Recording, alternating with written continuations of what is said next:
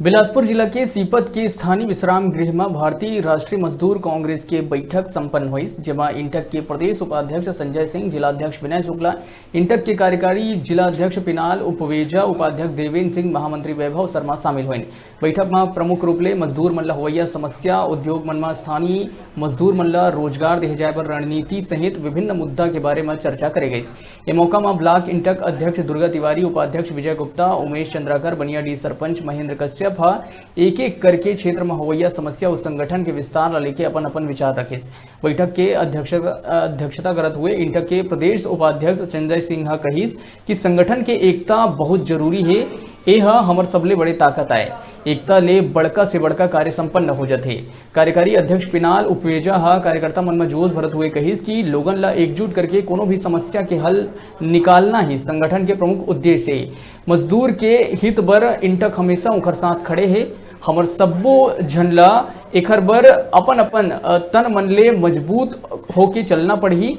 इंटक हमेशा आप मन के हर समस्या के समाधान बर तत्परता के साथ खड़े हैं।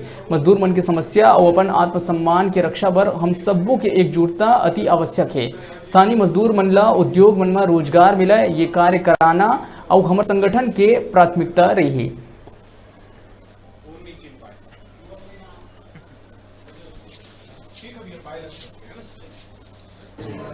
जैसा कि इतिहास रहा है, कांग्रेस सरकार ही मजदूरों और जो भी पीड़ित लोग रहते हैं उनकी आवाज़ उठाते हैं। हम लोग का उद्देश्य बहुत साफ है।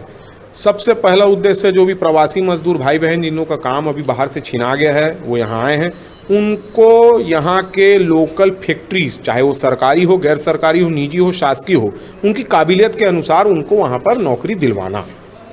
दूसरी बात है, हमको ऐसे खबर मिला है कि निजी ठेकेदार लोग भत्ता देते समय शोषण करते हैं, जो एक मापदंड तय रहता है। भाई मानवाधिकार आयोग भी ये कहता है कि अगर कोई प्रवासी मजदूर है और किसी का पैसा किसी हिसाब से बना हुआ है, कलेक्टर रेट बना हुआ है, मजदूरी दर बना हुआ है, उससे आप अगर दर घटाओगे तो एक प्रकार से शोषण करने की प्रक्रिया। तो हम उसको रोकने के लिए भी आए हैं, उसके लिए भी हम आवाज़ उठाने के लिए आए हैं। लोग तो अभी संगठन को मजबूत करने के लिए एक बैठक किए थे। हमारा जो मुख्य उद्देश्य है, जो बाहर से मजदूर भाई लोग आए हैं उनको यहाँ रोजगार दिलाना।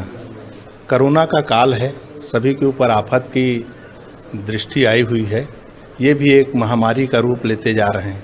तो इसमें सबसे बड़ी समस्या अगर किसी को है तो मजदूर को है। मजदूर ही ऐसा एक वर्ग है जो बहुत गरीब है और हमारा उद्देश्य है उनको ऊपर उठाना। हमारी सरकार, भूपेश भैया की जो सरकार है, आप देख ही रहे होंगे कि किसानों के प्रति, मजदूरों के प्रति वो काफ़ी ध्यान देते जा रहे हैं। आज अगर मजदूर के लिए ही उन्होंने 55,000 करोड़ रुपए दिए हैं। हमारे छत्तीसगढ़ में अगर कोई विकसित हो रहा है तो मजदूर और किसान हो रहे हैं। छोटे से ब्रेक पर यहाँ रुकथन, फिर आप मन बने रहो हमारे संग, देखते रहो न्यूज़ 36 छत्तीसगढ़ के आवाज।